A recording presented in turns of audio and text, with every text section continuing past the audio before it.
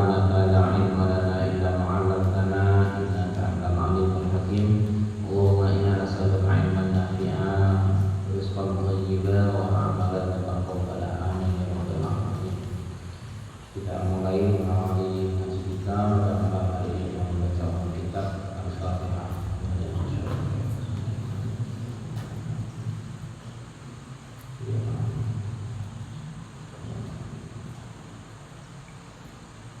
Untuk kita hafal Asmaul Husna sudah? Malam yang satu banyak yang belum mengenal, yang angkat tangan tinggi, yang belum turun, yang sudah angkat tangan, yang sudah angkat tangan tinggi lurus.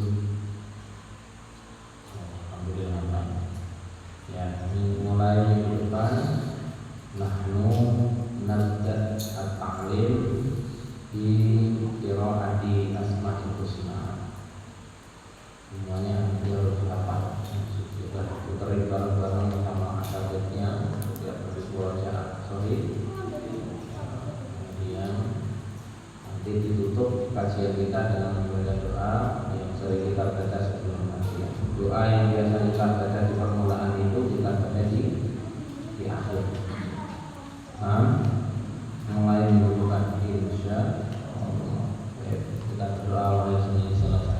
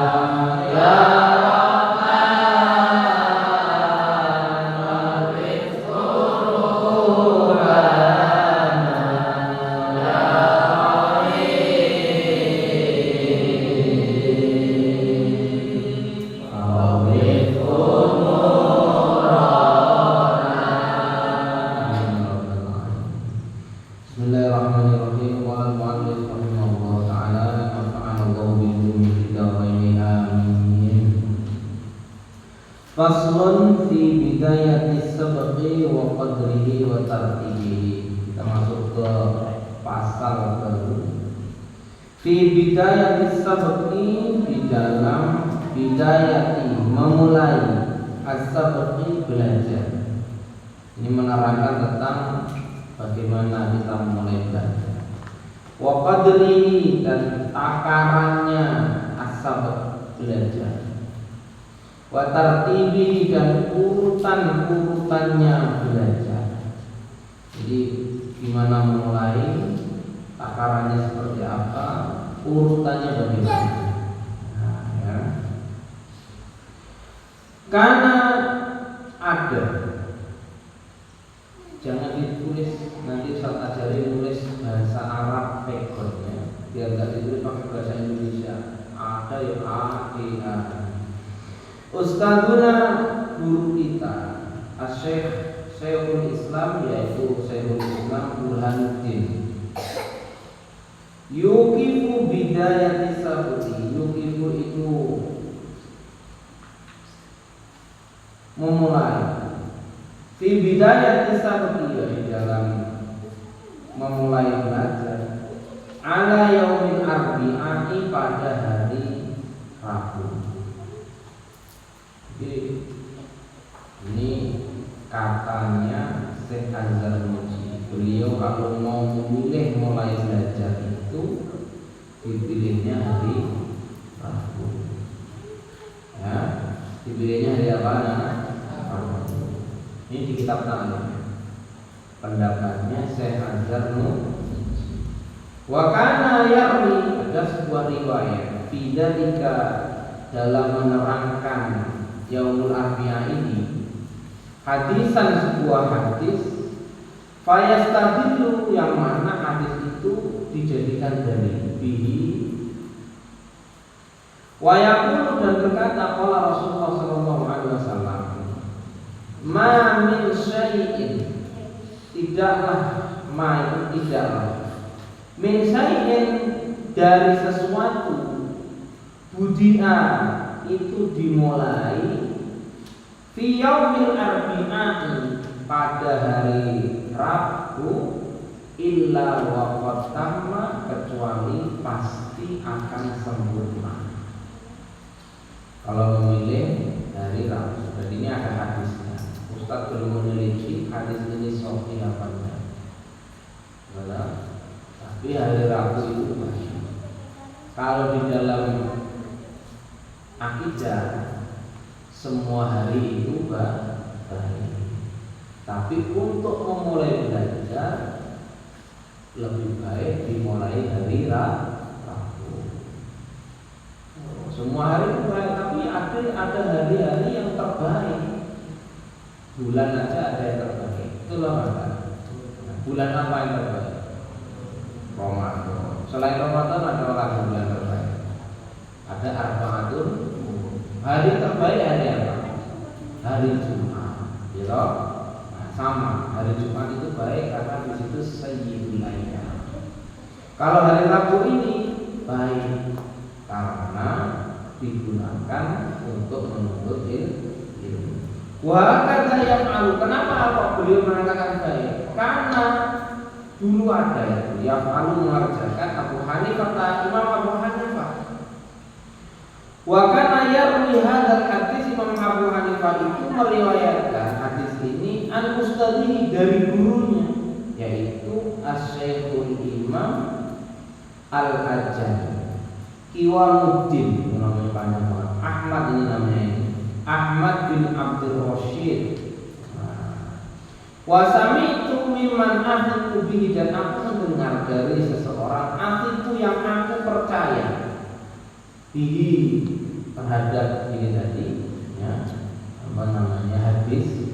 Anna Syekha, sesungguhnya Syekh Abu Yusuf, ada Syekh namanya Abu Yusuf, muridnya Abu Hanifah Al-Hamadani, karena yukifu kulla amal, beliau itu senantiasa memulai setiap amalnya min a'malil khairi, dari pekerjaan-pekerjaan yang baik, ala yaumil arbi'ati, itu pada hari Rabu.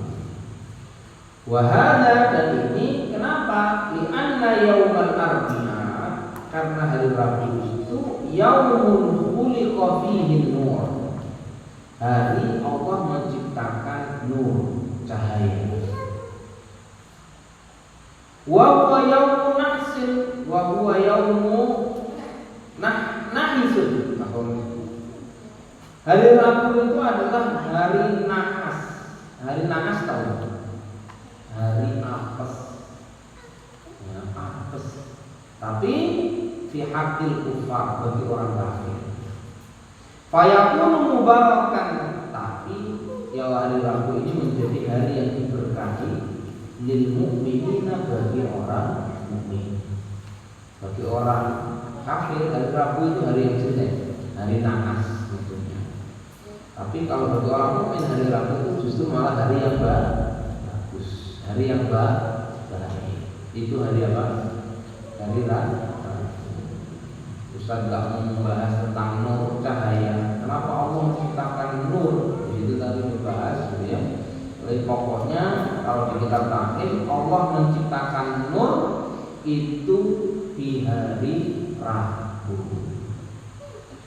Ada dua pendapat besar di dalam mazhab akidah. Tak kasih tahu sedikit, nanti antum suatu saat kalau kuliah bisa mendalaminya sendiri. Allah menciptakan makhluk yang pertama, atau makhluk yang diciptakan oleh Allah pertama kali itu ada yang berpendapat yang pertama adalah Nur Muhammad. Ini pendapat pertama. Jadi sebelum Allah menciptakan segala sesuatu, Allah menciptakan Nur Muhammad pertama kali. Ini pendapat yang pertama. Pendapat yang kedua adalah makhluk yang Allah ciptakan pertama kali itu bernama Al-Qalam. Apa itu Al-Qalam? Pena. Kemudian dari pena itulah Allah memerintahkan untuk menulis semua yang Allah ciptakan. Nun wal qalami wa ma yasturun. Pertama yang diciptakan itu adalah Al-Qalam. Mana yang benar Ustaz? Nanti antum kalau sudah kuliah, kalau tak jelaskan sekarang tidak dengan sopik ya, ustadznya aja nggak akan nyampe ya. Terus pokoknya begitu ya. Baik, kita lanjutkan. Wa amma qadru sabqi, adapun kadar atau takaran as-sabqi dalam mulai belajar, fil ibtidai, di dalam memulai.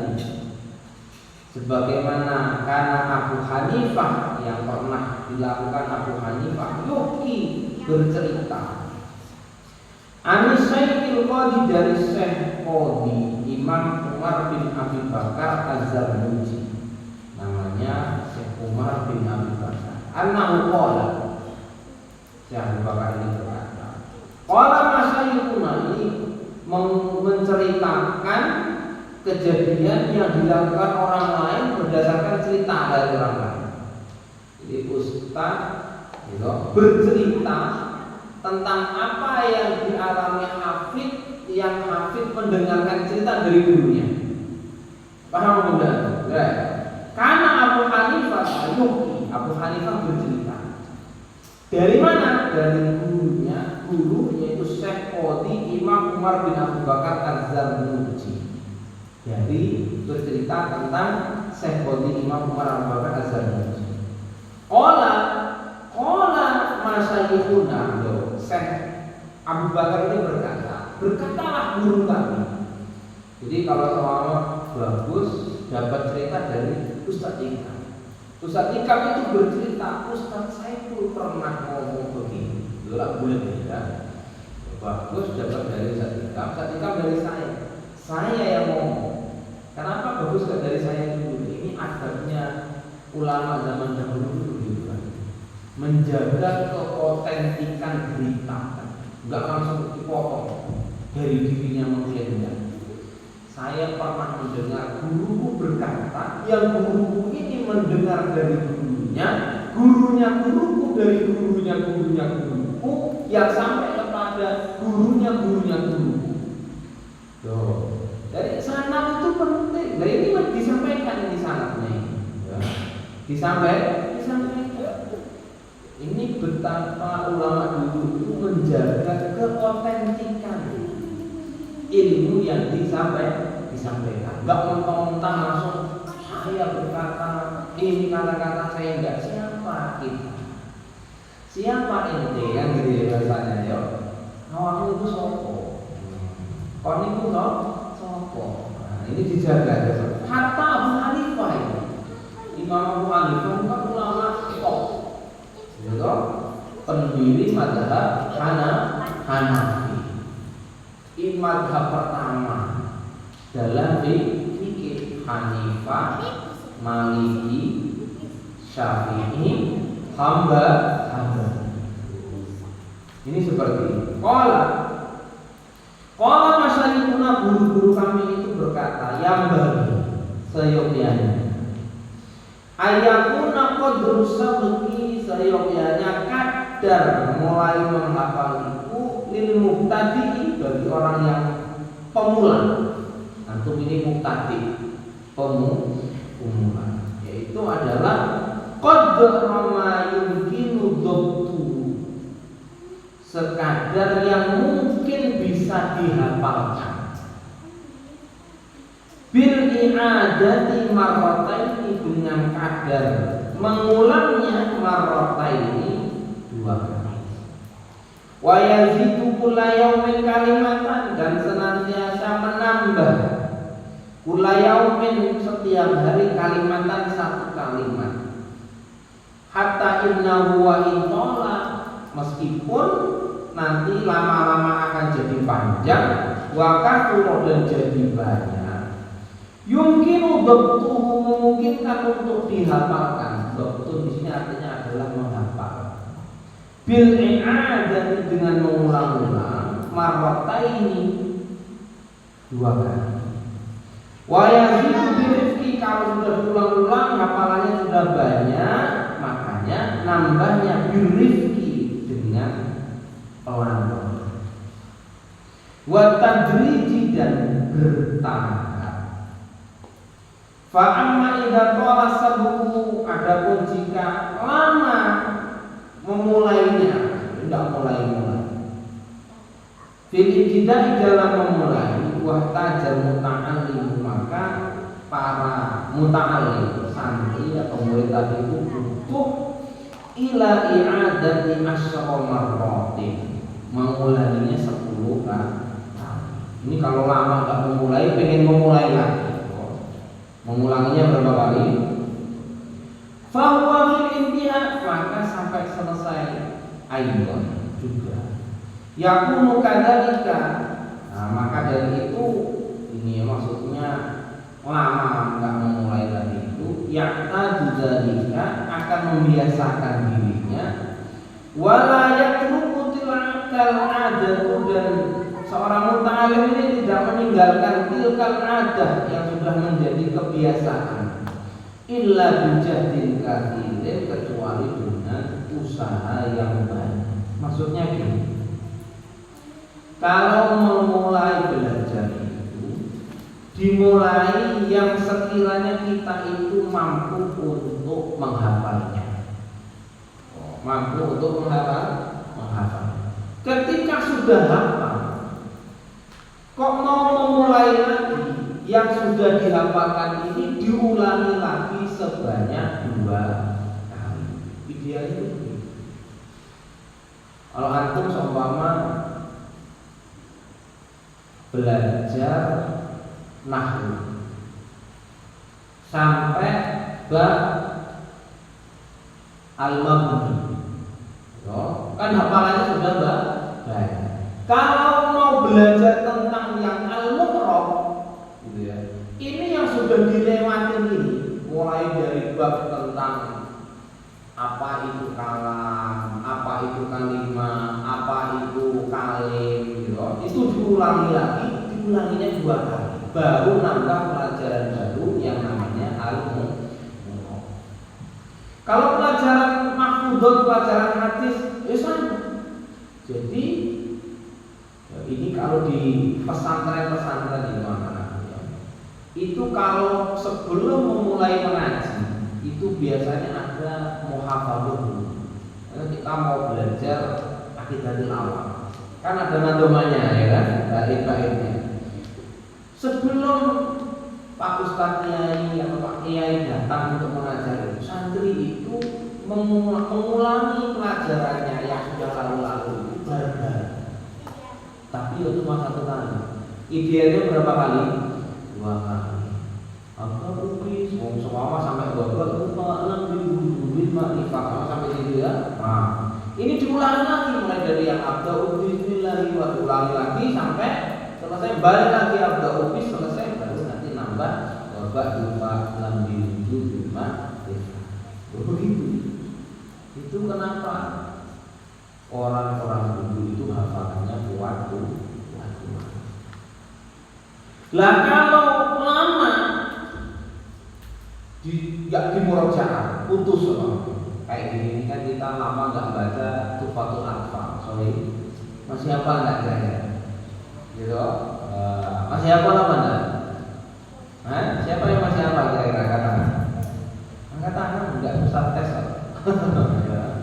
nah ini kan sudah mulai kacau bagaimana itu. Kalau mau memulai lagi itu dibacanya 10 kali, dibacanya 10 kali biar hafalannya itu begitu. Nah ini yang disampaikan oleh, makanya kalau kita tinggalkan lama, hal ini akan membutuhkan jahdin katsirin, usaha yang lebih. Makanya kalau kita meninggalkan murojaah itu kenapa ya, di pondok ini kalau hari Sabtu sama hari Ahad itu hafalan yang kita miliki itu harus disetorkan semuanya, supaya setiap minggu hafalan kita itu terulang pernah terbaca. Itu jangan malas. Kalau kita malas tidak menyetorkan itu, nanti kalau mau setoran lagi hilang semuanya. Aku belum merasakan gimana menghafalkan yang sudah lama nggak murojaah. Itu masya Allah sakitnya luar biasa. Benar ini, antum hafal 5 juz, 10 juz gitu ya. Kemudian lama nggak dimurojaah, nambah aja. Coba kamu suruh mulai lagi yang pernah hafal itu masya Allah lebih berat dibandingkan menghafalkan yang berat. Bulat, nggak percaya, tanya sama satu-satunya ini kalau nggak percaya.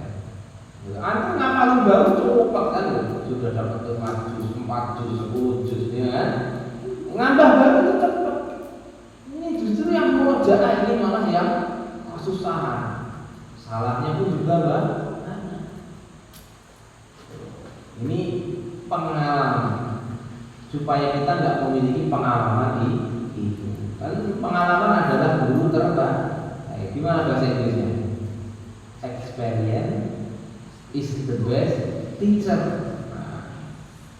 Tapi kita nggak mau yang mengalami pengalaman itu, biarkan orang lain yang mengalaminya. Kita belajar dari pengalamannya dia. Itulah kan enak kan gitu ya. Orang itu pengalaman itu kemarin jatuh, saya nggak mau begini. Belajar dari pengalaman orang lain. Itu enak. Hanya kalau ada satu Ahad itu disetor hafalannya, disetorkan seperti antum setor ke ustaz, meskipun itu kepada temannya sendiri. Yang hafal 1 juz itu harus disetorkan. 5 juz disetorkan. 10 juz disetorkan.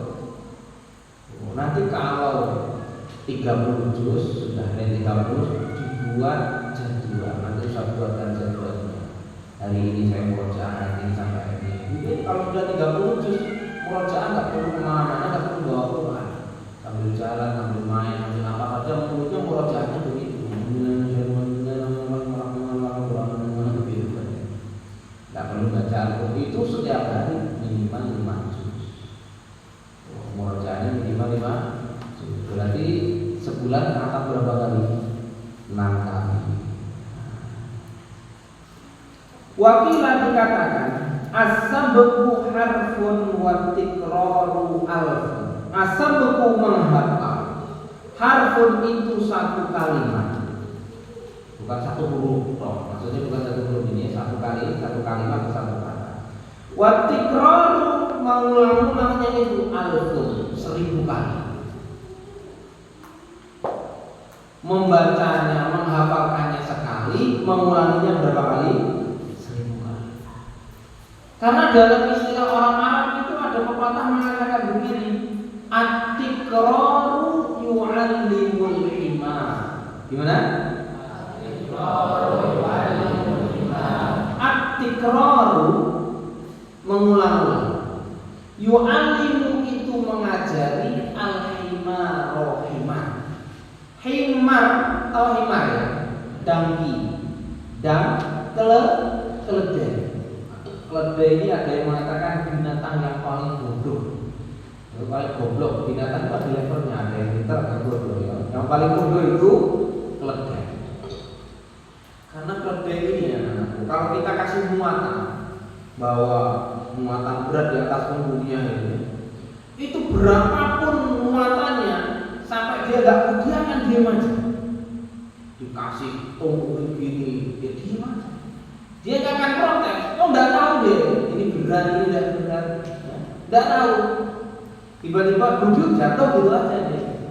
Loh itu saking gedeli gitu ya, saking bodohnya ini iman. Dia kalau disuruh jalan tuh jalan terus, jalan terus, nggak akan berhenti dia. Ya itu iman itu begitu.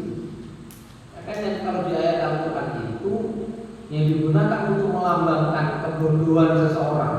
Masalul ladzina humilut tawrata tsumma lam yahmiluha kamatsalil himar. Digambarkan seperti apa? Himar, bawa kitab tapi nggak paham apa yang dibawa. Itu himar. Nah, tikror mengulang-ulang itu sampai himar aja lo jadi pintar. Ya, makanya pelajaran mahfudz, pelajaran hadis itu diulang-ulang. Innamal a'malu binniyat, innamal a'malu binniyat. Lagi, orang-orang seperti itu. Nanti baru ditulis. Itu hafalan anak-anak. Ulangi lagi, innamal a'malu, ulangi lagi sampai hafal. Himar itu begitu. Kalau orang ngajarin himar itu, pokoknya orangnya disiplin. Kalau jam 4:30 pintu kandangnya dibuka, orangnya mukul bak yang dipakai ngasih minum. Ini himarnya keluar. Nanti orangnya di pojokan mukul gendang lagi, ngasih makan di pojokan sini. Besok begitu jam 5 pagi kandang dibuka dipukul. Orangnya berdiri di situ, makan di pojokan. Begitu setiap hari diulang-ulang. Himar ini setiap jam 5 pagi, ya, kandangnya dibuka. Kalau dengar suara, dia akan kasih rumah. Sampai pintar himar ini. Ya, sampai pintar. Himar yang binatang yang paling bodoh aja jadi pintar. At-tikraru yu'allimul himar. Atau kalau dulu Ustaz waktu angon sapi dulu ya, angon kambing, angon sapi itu saya berangkat jam 1, pulangnya pasti setelah adzan asar jam 4. Setiap jam 1 berangkat, jam 4 pulang. Begitu dan seterusnya. Jam 1 berangkat, jam 4 pulang. Jam 1 berangkat, jam 4 pulang. Begitu kalau musim kemarau itu. Kalau saya mau angon sapi ya, Ustaz ini dulu kalau mau angon sapi, kandang saya buka, sapi itu pulang sendiri. Dia berangkat sendiri. Ustaz terlambat masih di rumah, masih makan, masih bawa bekal. Ini sapi sudah jalan sendiri. Padahal jalannya jauh, mungkin kalau di sebelah sini di Karangsari sana itu, makannya sapi saya itu berangkat sendiri, talinya tak kalungkan di lehernya ini. Dia jalan sendiri, nggak nyasar mana-mana, nggak, sudah tahu jam segini aku keluar jalannya ini sampai sini makan.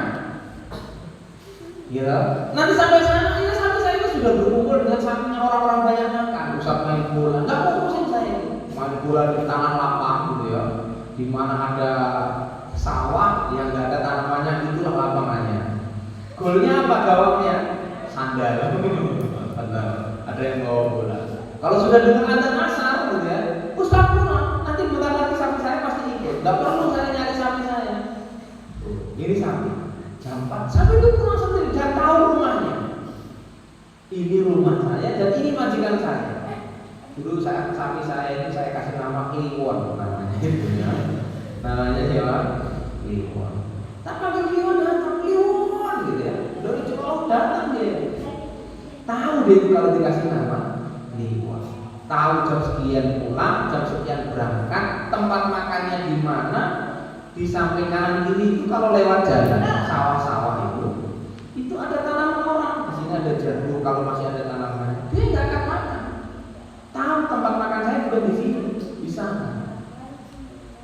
Itu hewan. Karena setiap hari begitu. Sampai dia itu pintar. Nah, ini bapak saya alhamdulillah nggak punya sapi di rumah. Kalau bapak saya punya sapi, bapak saya itu kalau pulang akhir, ya, pulang akhir, itu sepeda, ini kan naik motor itu, bunyi motornya aja itu, apa sapi itu?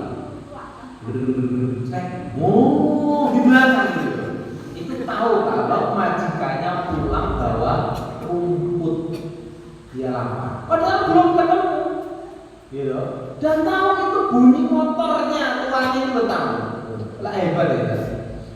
Sepeda juga demikian, kalau naik sepeda mandal gitu ya, ditaruh sandarin di dinding rumah, rupiah, getek gitu kan biasanya. Itu sapi di belakang tuh menyambut, selamat datang, ahlan wa sahlan, ana jaman. Kalau ngomong gitu sapi, saking seringnya berinteraksi dengan tuannya, makanya at-tikraru yu'allimul. Anak-anak kalau menghafal di pondok ini diulang-ulang itu nggak usah bosan, antum akan hafal sendiri. Menjaga wajah sobar untuk man sawa alat dari wasolaman olaman mana setidaknya itu kalau diulang-ulang terus sampai muru ini apa namanya muru, tahu muru itu murunya berbusa gitu ya. Itu antum akan hafal dan hafalan itu lebih kuat dibandingkan antum sengaja menghafal. Ya. Menghafal dengan sengaja menghafal, dengan menghafal tanpa sengaja. Kalau di metode tikro itu kan menghafal tanpa menghafal. Gimana? Lu mengulang-ulang terus. Menghafal tanpa menghafal, diulang-ulang terus. Itu bisa hafal. Paham? Paham anak-anaknya? Itu hafalannya lebih kuat dibandingkan antum benar-benar niat menghafal begini. Oh, ma'amma yatasaalu, ulang lagi sampai 100 kali tanpa melihat mushaf. Kira-kira hafal apa nih? Itu Ustaz praktekkan ketika Ustaz ngajari anak Ustaz Fahad, saya. Meskipun belum bisa ngajinya belum lama, tapi wal Qur'an terus bal ajibu. Saya itu hafal karena mengikuti kakaknya, dengar terus ya. Dia hafal doanya. Wal Qur'anil Majid bal ajibu anja. Hafal doanya dan betul tidak ada salahnya. Padahal huruf alif aja belum hafal. Ya, harakat belum tahu, tapi bisa hafal. Apalagi sudah bisa membaca. Jadi diulang-ulang seperti itu terus. At-tikraru yu'allimul himar. Bukan berarti antum himar, enggak, tapi metode tikror itu ingin kita pakai. Karena apa? Himar aja, jangan himar. Hewan saja itu bisa hafal, apalagi manusia.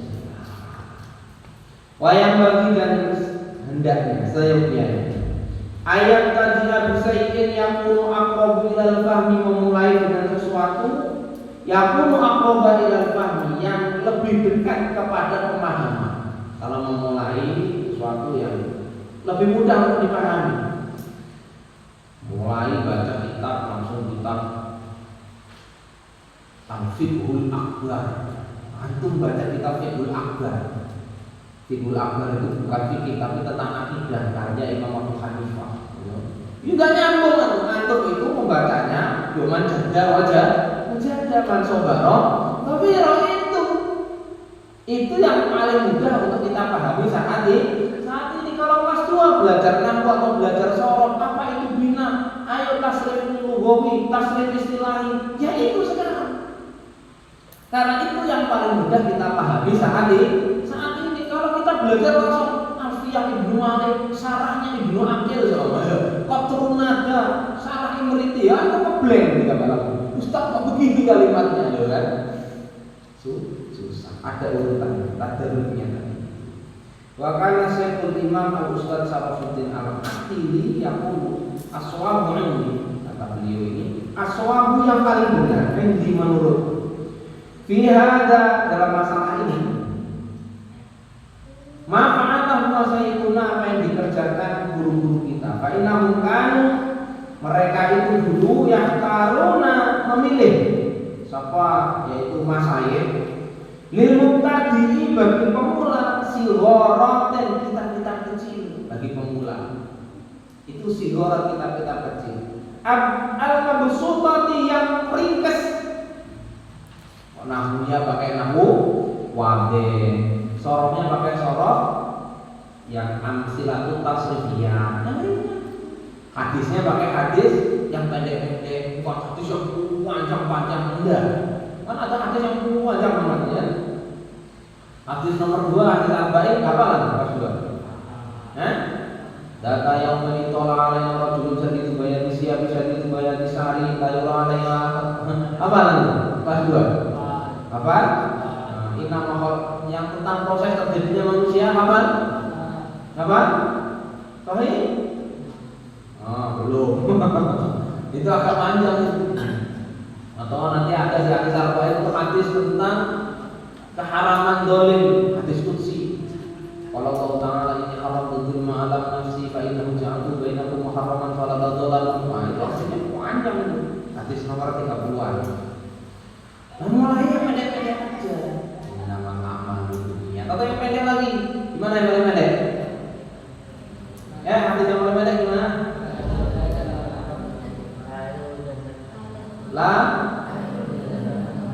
Satu, 2, makan pakai tangan kanan, makan sambil duduk. La yasrobanna ahadukum qa'iman. Tentang senyuman, tabassum, karina tabassumuka fi wajhi ahlika laka. Itu pendek-pendek.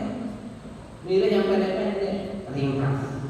Li'anna, kenapa? Kalau memilih yang tipis dan pendek, ringkas, aqrabu ilal fahmi, itu mudah dipahami. Wa dhabti, mudah mudah apa dia?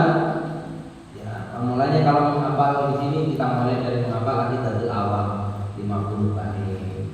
Nanti mulai nambah sedikit tuh fatul afat 50 bait. Ya. Nanti ngapal lagi imriti, mulai naik imriti itu 250 bait. Naik lagi kalau mau nadzam usul fikih al-baiquniyah, ya, itu lebih banyak fikih. Nahwunya lebih tinggi itu kan alfiyah 1000 bait. Kalau mau belajar akidah yang pakai bait, namanya al-qasidah an-nuniyah, karangannya Ibnu Qayyim, itu 1000 bait. Akhirannya non semuanya. Ini non semuanya.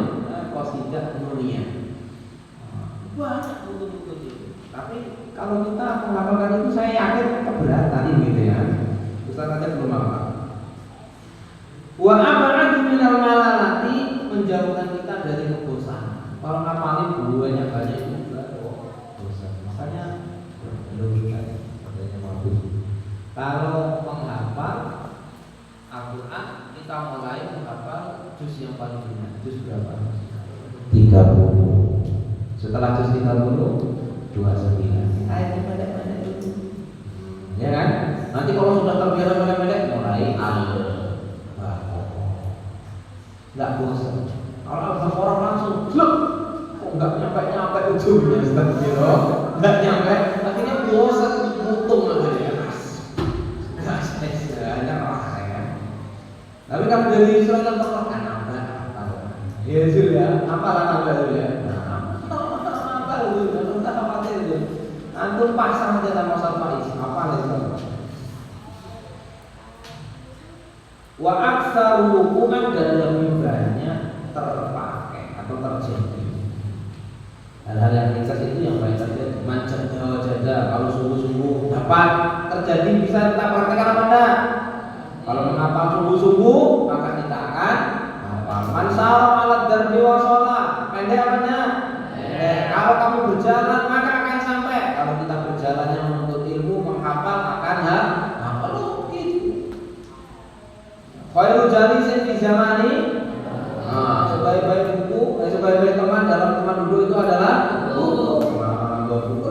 Lebih realita, bukan kasih yang panjang. Ini bagi pemula. Wayang bagi ayat sayurannya membuat catatan asabako mesti ketika sudah hafal, ketika memulai belajar. Pada topi setelah hafal. Wali'adatu dan mengulang-ulang katsiran lebih banyak. Fa innahu nafi'un karena itu bermanfaat jiddan, sangat bermanfaat. Wala yaktubul muta'allimu dan tidaklah menulis seorang muta'allim syai'an sesuatu la yafhamu yang dia tidak pahami. Fa innahu karena sesungguhnya hal itu menulis sebelum menulis sesuatu yang tidak dipahami itu yurisu kalalatat tobai akan menjadikan kita bodoh. Wa yudhibul fatamata akan menghilangkan kecerdasan. Wa yudhayyimu awqatahu dan menyia-nyiakan waktu. Ini benar. Tanya Ustaz kalau ngajar gitu ya. Tutup bukunya. Ustaz juga tutup buku. Sahih. Jelaskan al-murad apa itu malayata ghayyaru al-mabni. Tulis ulang-ulang anta Ustaz hapus papan tulisnya uktub. Nulis dari mana Ustaz? Papan tulisnya dihapus. Nulisnya mana? Nulisnya dari sini. Antum menulis sesuatu yang sudah dipaham. Ini metode yang kita gunakan di pondok ini. Tidak Ustaz tulis gitu langsung nulis. Ini ngapain nulis? Antum nulis sesuatu yang belum dipahami. Kayak gini Ustaz menjelaskan gini ya. Antum jangan nulis. Nanti kalau maksudnya itu begitu baru bisa. Begitu. Begitu. Bukan apa yang ditampilkan di sini langsung ditulis. Ustaznya jelaskan nulis. Tidak nyambung. Nah, Ustaz tulis di papan tulis. Mada darsunalana al-quwwatul arabiyyah. Dan sunnah anak a'dha'ul jismi. Mada? A'dha'ul jismi. Ustaz tulis Rasul, Ainun, Famun, Sinnun, Khattun. Tulis semuanya. Itu ada mata, anta, sampai hafal semuanya. Ya kan?